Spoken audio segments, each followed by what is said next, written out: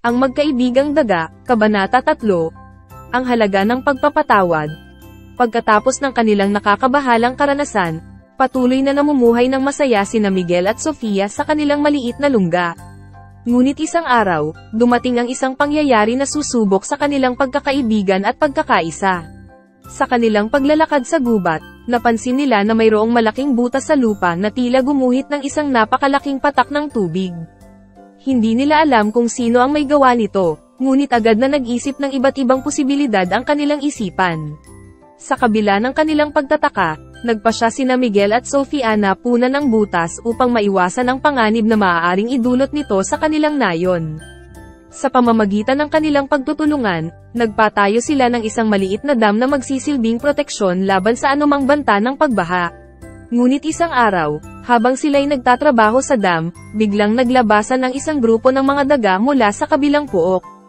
Sila'y galit at nagtuturuan ng daliri kay Miguel at Sofia, na parang sila ang may kasalanan sa nangyaring pagguho ng kanilang mga tahanan.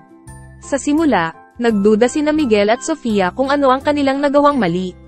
Ngunit sa pamamagitan ng matatag na pagtitiwala sa isa't isa at pag-unawa sa sitwasyon, naunawaan nila na ang mga daga ay nagagalit at naghahanap ng sisingilin.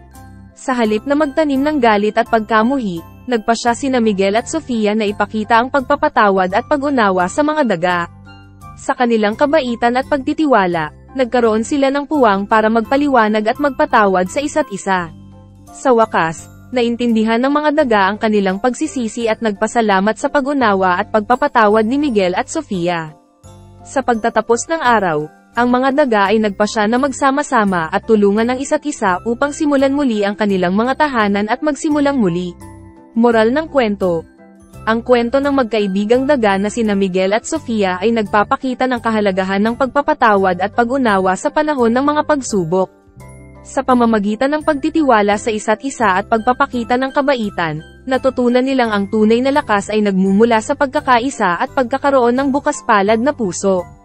At sa pamamagitan ng kanilang pagpapatawad, natutunan nilang ang tunay na kaibigan ay handang magpatawad at magmahal sa kabila ng mga pagkakamali at pagkukulang.